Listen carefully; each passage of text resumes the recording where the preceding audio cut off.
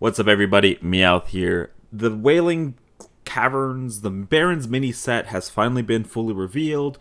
All 35 cards that we're getting tomorrow, we know them now, and I'm excited to talk about them with you guys today. Of course, we're going to be talking about them from a wild perspective, so obviously, a lot of these cards might be good in Standard. Maybe, probably not in WoW, but we'll be talking about all of that. But before we get into all that, just a reminder to like, comment, and subscribe if you guys enjoy the content. It is a small thing, but it does support us a lot. And of course, if you're interested in any of the decks that I'm going to be building with these cards, I highly recommend you guys join my Discord. The link to that is down in the description. I post all the lists that I play there. So if you're looking for some post mini set lists, that's the best place that you can find them until they're uploaded here on YouTube. Alright, so let's go ahead and jump on into it. In addition to the 35 brand new cards that we're getting tomorrow, we're also getting 2 more nerfs. This is targeted primarily for Standard because Paladin is still absolutely dominating there. The first one that we're getting changed is First Day of School. So they had reworked First Day of School from 0 mana add 2 to 1 mana add 3. Now they're kind of just making it a pure nerf rather than a rework. Making it a 1 mana add 2 1-cost minions to your hand. This pretty much effectively kills the card in our format. I know people have been running it in Odd Paladin, people were still running it in Hand Buff Paladin. So at this point, I think you're cutting this card from both of those decks. I think Odd Paladin just goes back to running secrets. First Day of School was actually just like nuts in Hand Buff Paladin. It was so good in that deck. So I think Hand Buff Paladin is going to get hit a lot harder with this nerf, which is kind of sad to see Hand Buff Paladin just getting shot after shot with these nerfs, especially in combination with Hand of a Doll. So another card that's just a staple in Hand Buff Paladin. And a lot of other Paladin decks in Wild, going from +2/+2, draw a card, to +2/+1. Yeah, I mean, I think you still play this if you're playing stuff like Libram Paladin or Hand Buff Paladin, but it is just weaker, which is a pretty big deal. So yeah, Standard, man. Ruining everything for those of you guys that enjoy Paladin in Wild. It's a little bit sad to see. Hopefully these cards will get reverted back to their full-powered forms when they do eventually rotate so that we can still play Hand Buff Paladin in our format. Because right now, basically these two cards saying, hey, Hand Buff Paladin can't be played right now. It's not going to be the top tier deck that it is now. Alright, enough about standard nerfs. Let's go ahead and jump on into the actual mini set. The first thing that we're going to cover in the mini set are these new adventurers. These are 2 mana 2/2 minions with keywords. Basically, these are just worse lackeys. Outside of Miracle Rogue, you're not really running lackeys in our format right now, so I don't predict these to have an insanely high, impact on the format themselves. But we'll see some of the synergies. We'll talk about some of them, as we get to some specific cards. Basically, 2 mana 2/2s, you got Taunt, Divine Shield, Spell Damage, Lifesteal, Wind Fury, Poisonous, Stealth, and Rush. Basically, you're, ranging from a Frostwolf Grunt to a Shielded Minibot. But yeah, adventures themselves, not super high impact. Alright, so let's actually get talking about some cards now. We've got the Demon Hunter cards. The first one we're going to talk about is Sigil of Summoning, 2 mana Shadow spell at the start of your next turn. Summon 2/2/2 demons with Taunt. The 2 mana AoE spell, not seeing much play in our format. Outside of Reno Demon Hunter, which is not really a top tier deck. So I think this is actually like a pretty good, card. It's basically a 3 mana 4/4. Like, it comes out on turn 3. You can't attack with them, but you get to spend 2 mana, so it's pretty good. You probably run this in your Demon Hunter, your Reno Demon Hunter list, but it's not taking Reno Demon Hunter to the next level, so I don't want to spend too much time on it. The next card is Taint Heart Tormentor, 8 mana 8/8 demon with Taunt. Your minions or your opponent's spells cost 2 more. So this is a Narrowbar Weblord for the opponent's spells. It's a passive effect, right? So basically, what is it called? Nerubian Unraveler, but only targeting your minions. But it does cost 8 mana. So this is like big demon hunter support. The issue is like the big demon hunter stuff is just not at the level where it's fast enough to beat stuff like Reno Priest and Big Priest, and it's just like not good enough, to beat like the late game demons of Reno Log. So it's in this really, really weird spot. It's a pretty powerful tool for that kind of deck, but I don't think that deck is anywhere close to being viable. So unless you're trying to have fun, I don't think Taint Heart Tormentor is going to see any play.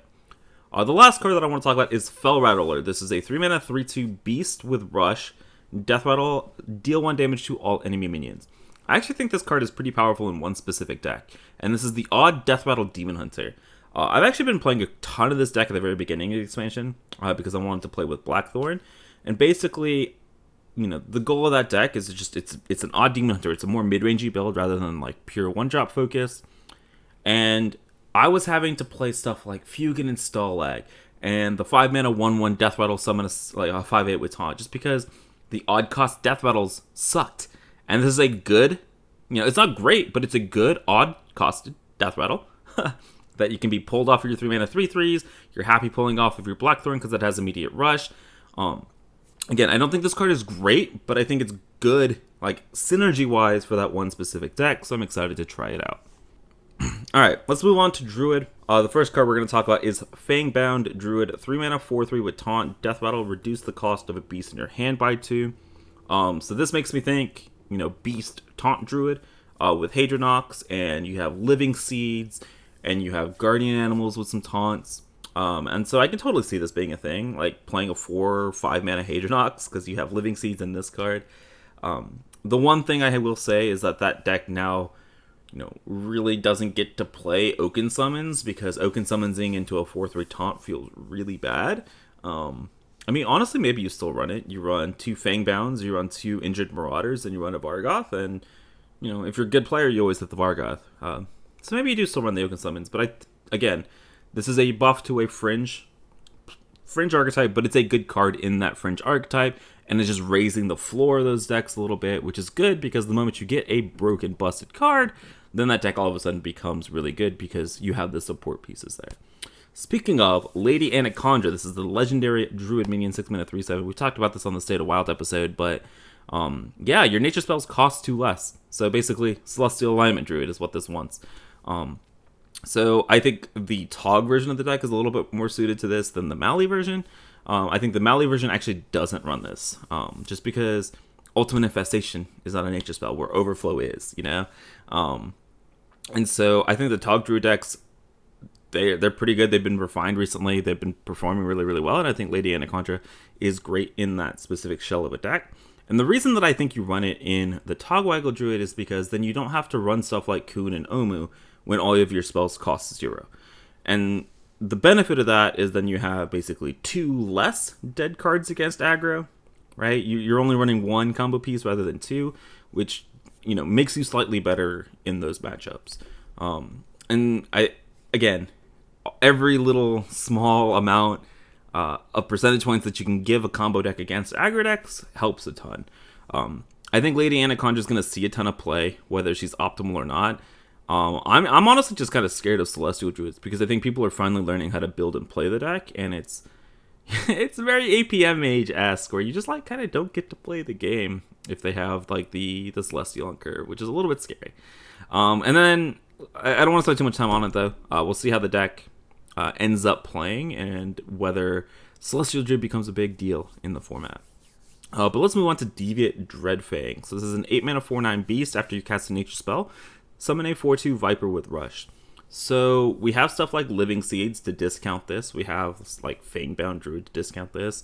The thing is it's still, you're spending a significant amount of mana, right? Even if it is 5 mana to play this, and then you're playing nature spells with the 4/2s. The 4/2s are pretty powerful, but I'm looking at this and the decks that play a bunch of nature spells are the Celestial Alignment Druids, and they're playing, combo, or you're playing a Token Druid. And does a Token Druid want another 2 minions? You're running Gibberlings, and maybe you want this as just a way to make another board. This is a Gibberling with a big butt that summons 4/2s with Rush. I'll be trying it, but I'm not super excited about this one. I don't think it's actually going to see a ton of play.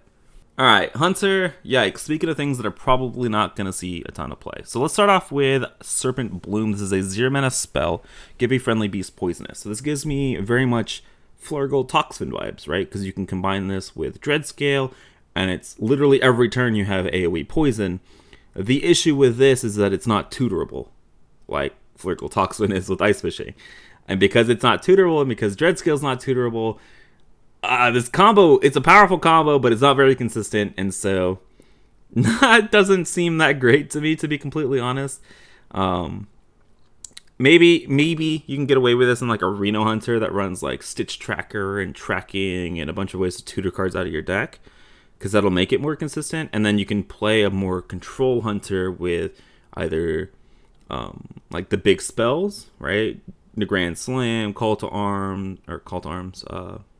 the Wild, sorry. like the Spellstone stuff alongside a Zul'jin. But or you can do like a Jewel of N'Zoth Death Rattle build, but that's like the only place I can see it. It's super inconsistent, even if it is super, super powerful. All right, Sindori Scent Finder. 4 mana, 1/6, no beast tag. Frenzy, summon 4 1/1 hyenas with rush. It's a 4 mana, 1/6. Yeah, no thanks. Venom Strike Bow. 4 mana weapon, 1/2. It has poison. Yeah, no thanks. Yeah, Hunter. Again, getting kind of shafted. These cards just look like they suck. TBH. They really do suck. All right, let's talk about Mage. Mage, Shattering Blast, 3 mana frost spell, destroy all frozen minions. So basically, this is a Twisting Nether, like a one-sided Twisting Nether, with in combination with stuff like Frost Nova and Varden, and potentially stuff like Ray of Frost and Flurries. I'm kind of scared about this. They're pushing, with all three of these cards, a little bit of a spoiler. They're kind of pushing this like tempo freeze or tempo frost mage archetype, whatever you want to call it. And while the pieces don't seem to be there, it feels like it's going to be a very, I don't know, unfun archetype to play against. Just a lot of like, you can't develop minions because they just get frozen and then cleared while your opponent gets benefit off of them. So it feels like it's going to be very unfun to play against, but Shattering Blast, I think, is a powerful effect. Do you want this in something like Mozaki Mage? Probably not, because I feel like you can kind of get there anyways, with just double Ice Block and double Frost Nova. But keep an eye out, moving forward, for like stuff like this. You have Flowcaster. I mean, we'll go ahead and spoil it. 6 mana, 5/5, cost 2 less for each frozen enemy. Very easy to cost 0 mana. 0 mana 5/5 is really, really powerful, and things that you build your deck around. You have stuff like Cryomancer that becomes like a 5 mana 7/7 or a 5 mana 8/8, I believe, if there's a frozen minion. You've got a lot of these small little payoff tools. So just keep an eye out on whether this deck, eventually gets pushed enough to be a powerful archetype. And if it is, I think Shattering Blast is going to be a very, very powerful card in that. And then the third Mage card, we've got Frostweave Dungeoneer, 3 mana 2/3, Battlecry, draw a spell. If it's a frost spell, summon 2 1/1 elementals that freeze. Again, right now, I don't think it's very powerful, but we're getting a lot of these tools, and with these new frost spell schools, I think that you're going to get some sort of tempo freeze mage moving forward in the future. What that win con ends up being, I'm not sure. Whether it becomes a tempo deck or a combo deck, who knows? But yeah, all three of these cards right now, I don't think have a home, but I wouldn't dust them because I feel like they're going to be pretty powerful tools moving forward. All right, so let's move on to Paladin. So we've already seen Party Up. Now that we know the effects of these adventures, 7 mana 2/2s, they don't seem to have insanely powerful effects. I don't think Party Up is very, very good. All right, let's talk about the new Paladin secret, Judgment of Justice. 1 mana spell. When an enemy minion attacks, set its attack and health to 1. The main deck that's running Paladin secrets right now is like the aggro rally pally that runs redemptions and Oh My Yogs as the 4 secrets that they run. And the redemptions are there because of stuff like Crossroads Gossiper and to protect your Nerebar Weblords. But I'm wondering, does this replace the redemptions ever? Because with stuff like Annoyatron and Righteous Protector, this essentially becomes like 1 mana kill a minion, which is kind of insane. I think redemption is more powerful against the direct damage spells like Spirit Bombs, like the 2 mana deal 3s, like in every class that they have.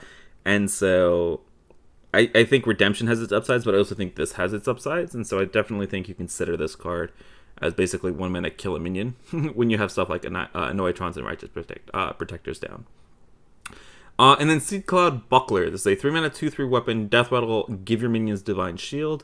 I do not think that this card is very good, and we'll see a lot of play. I know a lot of people are talking about Odd Paladin. Even if you have this on turn 3, the earliest you're getting the Divine Shields is on turn 5. Just that's at that point, like Lithraxion just feels like it's better. In turn 3, you've got Muster for Battles. You got your Hero Power 1-drops, which is still super powerful. And I think if you want a 3 mana weapon that badly, the unidentified weapons probably better than this, because it can be immediate divine shields, like a quarter of the time, or summon dudes a quarter of the time, which I think is more powerful than this effect. So I don't think it's going to see a ton of play. All right, so let's move on to Priest. So we've already seen Devout Dungeoneer, 3 mana, 2/3 battle cry, draw a spell if it's holy, reduce its cost by 2. We've talked about this again on the State of Wild, so I don't want to spend too much time on this. Potentially playable in Arena Priest, depending on how you're building the deck and how important the discount is to you. So let's primarily spend our time on the 2 new cards that have been revealed. The first one, Against All Odds, destroy all odd attack minions. So just like Mage, Priest gets another 6 mana one-sided board wipe in combination with 2 cards, Wave of Apathy and Against All Odds. Just clear the entire enemy board. Seems pretty damn powerful. I don't know if that's just me. We've seen stuff like what is it called? The 1 mana spell that makes all your opponent's minions cost 3 less, or have 3 less attack, and then Shadow Word Horror, which was a 5 mana combo that sometimes cleared the entire opponent's board. Sometimes, most of the time, not really. Where Against All Odds, in terms of Wave of Apathy, is 2 more mana. Wave of Apathy on its own is already a really, really good card, which is a big deal, because with the other combo, they weren't really good cards on their own. They were actually pretty shitty cards on their own. Where a Wave of Apathy is actually a really good card on its own anyways. And Against All Odds, I'm not sure how powerful it is on its own. But I do think that the Wave of Apathy plus this card combo might be something to be worth considering. I think the big thing is holy crap, how do you fit all of this in Arena Priest? Arena Priest right now has 45 cards that you could put in your deck and be happy with it, which is actually just kind of insane. So in Wild, I don't think that the combo is worthy enough of a slot in Arena Priest with Against All Odds. But it is something to keep in consideration, maybe moving forward, depending on how the meta shakes out. But my verdict would be on this one, probably not going to see play. Probably just don't have room for it in the Arena Priest list.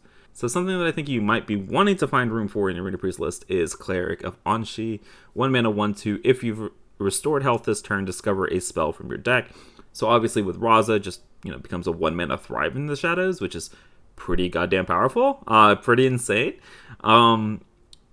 I think that Arena Priest really, and myself included, I've been a little bit guilty about this, probably needs to just be looking at shifting towards a Xyrella version of the list. Xyrella itself is absolutely bonkers. This card is pretty bonkers.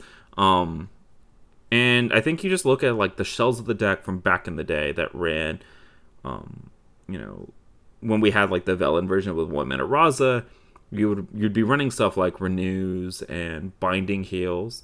So I think just this card and Xyrella are maybe enough of a payoff to want to shift back towards that build with stuff running stuff like Renews and Desperate Prayers and stuff like that to activate Xyrellas in this card. So it's not a huge shift. It's a 5 or 6 card package, but I think the payoffs in Xyrella in this card are very, very good. And so, yeah, I think the heal version of Arena Priest is something that we should definitely be taking a look at. And because of that, I think this card should see significant play in our format, because Arena Priest is a pretty good deck already. All right, moving on into Rogue. Water Moccasin, 3 mana, 2/5 beast with stealth, has poisonous while you have no other minions. Stealth Rogue has never really been a thing. It's never really been close to being a thing. But I will say that this curves really, really nicely with, I believe it's named Shadow Sensei, 4 mana, 4/4, give a stealth minion +2/+2. So now you have Water Moccasins and you have Akamas, and you can combo them with the stuff like Shadow Sensei, and then the 5 mana 5/5. I don't know. It's a cute card for Stealth Rogue. I don't even know if Stealth Rogue wants it. But in general, I don't think that this card is going to see any play. Shroud of Concealment, 3 mana shadow spell, draw 2 minions. If you're playing anything this turn, any minions played this turn, gain stealth.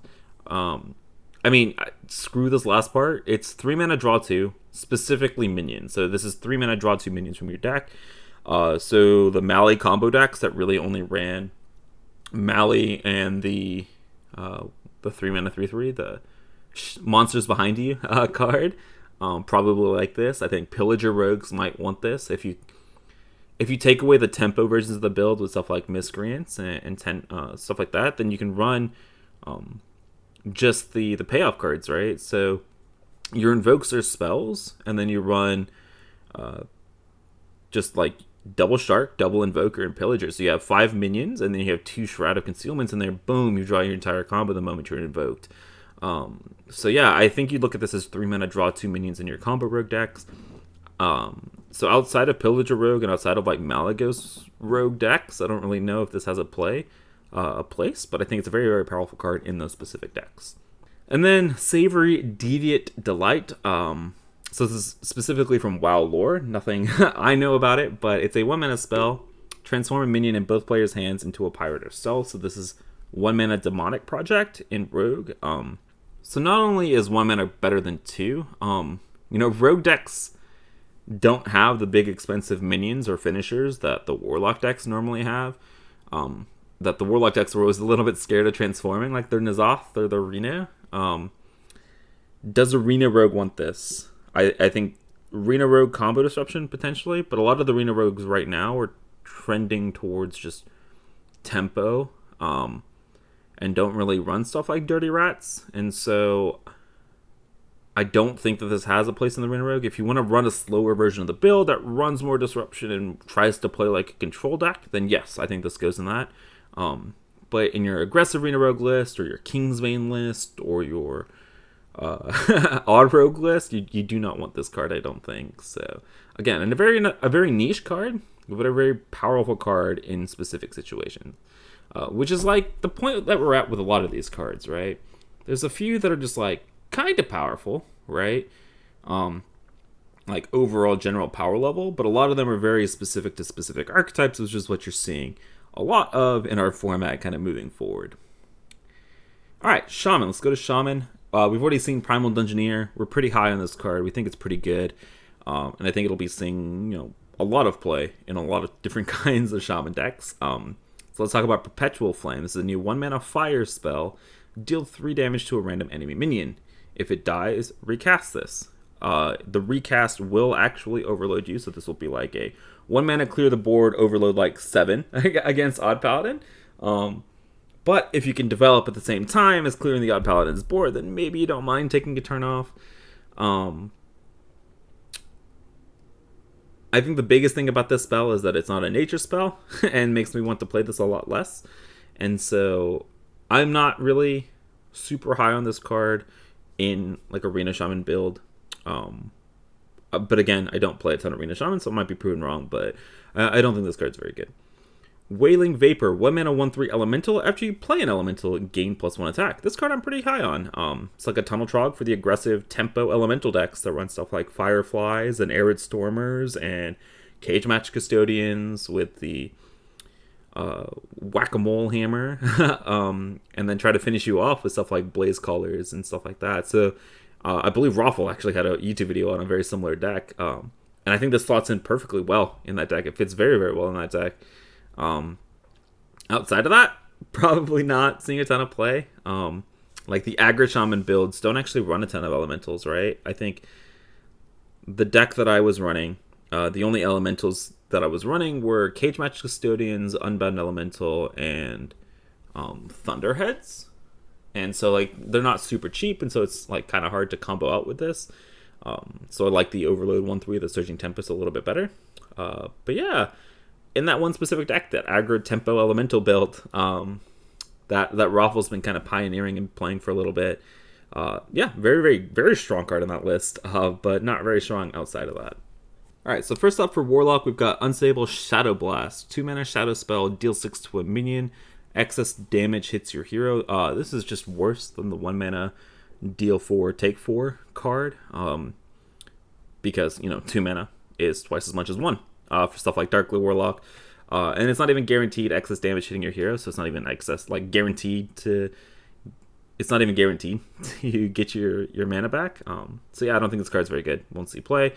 Final Gasp, deal 1 damage to a minion. If it dies, summon a 2/2 adventurer with a random bonus effect. So basically Mortal Coil, but instead of draw, you get a 2/2. like 99.9% of decks in Wild would rather have the draw than the 2/2. So Final Gas probably will not see play. So yeah, 2 Warlock cards that suck.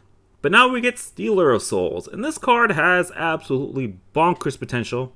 4 mana 2/6 demon. After you draw a card, change its cost to health instead of mana. So if you've been paying attention to Twitter or Reddit, or any kind of social media, to be completely honest with you, this card has insane combo potential in our format in combination with Plot Twist. So you play 4 mana 2/6, and then you play Plot Twist, and you get a full hand of 7 or 8 mana, and then you get a full hand of 7 or 8 cards that cost health instead of mana, and then you play something like a Violet Illusionist or a Melganis, so that you can play literally all the cards in your deck without taking any damage. Because you're going to be drawing a lot of stuff like Backfire and Sense Demons and Free Admissions to draw through your deck. And then you can play whatever win con you want, since you can play a million cards in a turn. You can play Mechatheme, which is I think a lot of people are talking about. You can play Togwaggle. You can play, I don't know, you can play a charge combo with Leroy's and Power Overwhelmings with Tamsin. Tamsin actually wouldn't work, but you can play like Leroy, P.O.P.O., Faceless. You have, whatever win con you can think about, you can run. You can run Malagos combo with this deck. So I think this is very much going to be, the question is, this is very much going to be a question of whether is the combo consistent. Because if it's not consistent, then they probably won't nerf it. If it is super uber consistent, which I'm kind of scared that it might be, because you have your Warlock, right? You can draw a million cards anyways by turn 6. You have Sense Demons to tutor the Stealer of Souls, right? Especially if you're only running Malganis and these, 2 copies of Stealer of Souls is your only minions. And then all you have to do is have a Stealer of Souls and then a Plot Twist, and then you can kind of combo, which is disgusting. It's actually a little bit disgusting. Yeah. I'm scared of the potential. The more I've been like theory crafting some list and thinking about it, it does seem kind of scarily consistent. So beware. We're gonna see a lot of Celestial Druids and a lot of Stealer combo decks, running around the format on day 1, day 2, and we'll see what Blizzard's response will be. All right, let's talk about some Warrior decks. Warrior, we've got Man at Arms, 2 mana 2/3. If you have a weapon equipped, gain +1/+1.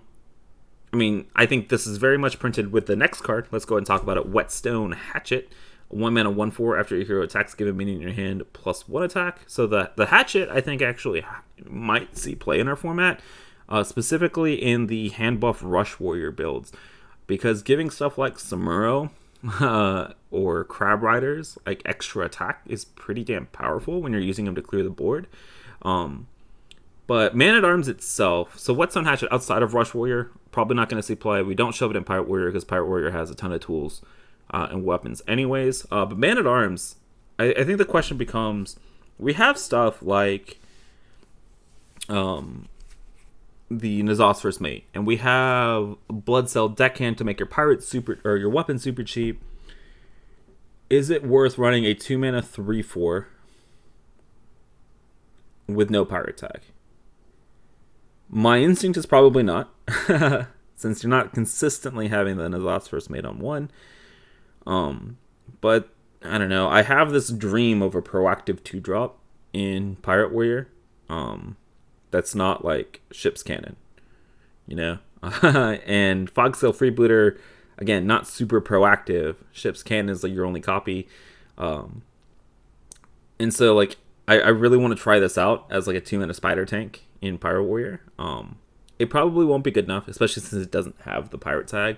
But definitely something that, at least keep in the back of your mind. And let's talk about Kresh, Lord of Turtling. What a great name. Absolutely beautiful name. It's a 6 mana 3/9 beast. Frenzy, gain 8 armor. Death Rattle, equip a 2/5 turtle spike, which I'm assuming is a weapon. It's a control warrior tool in standard, very much so. The beast is really important for new Zoth. The only decks in Wild running new Zoth are like the Reno Warriors. So I think Kresh is like great in that Reno Warrior, Arena Menagerie Warrior. Outside of that, probably not going to see any play, to be completely honest with you. So yeah, super sick name. We'll see play in Arena Warrior, probably not anywhere else. All right, so let's move into our neutrals. We've already talked a lot about Mutanus on the podcast. I don't think that this is seeing play anywhere other than Odd Warrior competitively. If you want to have a little bit of fun, you can play it in an LPG Mage and just like Cookie Monster, nom your opponent's hand away. You could also run it in like a Shutterwalk Shaman. The problem in Shutterwalk Shaman is that you're lowering the consistency of Flurgle Toxin. Maybe you're running a non-Reno Shutterwalk build and you can run double Ice Fishing, and then you can run Mutanus and Flurgle Tox, and then you can run like Finley Wizard and just be like super tech Shutterwalk Shaman with a combo. But yeah, outside of that, the only deck that I think is going to see play in is Odd Warrior, because it gives Odd Warrior a chance to actually disrupt combo with stuff like Bran. So yeah, really cool card, cool concept. Probably not going to see a ton of play. Nah, I take that back. It's going to see a ton of play because people always overvalue hand disruption like this. So it's probably going to see a lot of play where it shouldn't be seeing play. But I only foresee it being good in Odd Warrior. I'll go ahead and say that. Alright, you have Arc Druid Nerfs, 3 mana 3/3 legendary minion, dormant for 2 turns. While dormant, add a dream card to your hand at the end of your turn. So basically mini Ysera. Except that's like so uber slow, and dream cards aren't that good in our format, so this card's not very good. I'm just going to move on. We've got Devouring Ectoplasm. So we've talked about this a little bit. 3 mana 3/2 Death Rattle, summon a 2/2 adventure with a random bonus effect. So basically 3 mana Piloted Shredder. Like we mentioned on the podcast, I really like this in the odd Death Rattle Demon Hunter in combination with the new 3-drop that was printed, the Rattlesnake. So that way I don't have to run Fugue and Stall like in the 5 mana 1/1s. So I'm excited about this. I think I'm gonna play it specifically in that deck. Shredder itself is not very powerful and is nowhere close to seeing play. So I don't think a 3 mana Shredder is going to do that. But excited to try it out in that one specific deck. Probably not going to see play anywhere else. We have Selfless Sidekick, 7 mana 6/6 Battle Cry. Equip a random weapon from your deck. I think those cards sucks. I think the only place that you might consider this is in that Celestial Alignment Druid where you play like Twig, and then you play Sidekick for 1 mana, which will hit the sphere from your deck and equip it and give you 10 mana immediately that you can do whatever you want. That's like the dream, and it's not consistent. And I don't know anywhere else that wants this, so I don't think it's very good. And then last but not least, we have a Meeting Stone, 1 mana 0/2. At the end of your turn, add a 2/2 adventure with a random bonus effect to your hand. So this is basically Evil Totem, but instead of lackeys, you're getting 2/2 adventures. I really wish that this was a totem itself. I'm not going to lie to you. If it was a totem itself, it might actually see play in Totem Shaman. Because it's just a stone and not a totem, I don't think it's going to see a lot of play. But yeah, so that's going to be the 35 cards. Really quick run through. I'm excited to mess around with all of these. Again, they're going to be available tomorrow for 2,000 gold, or I believe $15 USD. So definitely recommend checking it out. I hope you guys enjoyed this really quick and dirty card review. I'll be messing around with a lot of these cards on stream tomorrow, so make sure you guys check that out. Twitch.tv/getmeout if you want to check it out live, or if you want to find my list that I play, you can join my Discord. I'll be posting them there. Or if you really want to wait, make sure you guys drop a subscription here so that you can see some live gameplay of those decks. I'll be doing some highlights and uploading them to YouTube as well. Hope you guys enjoyed, and I will see you guys next time. Later.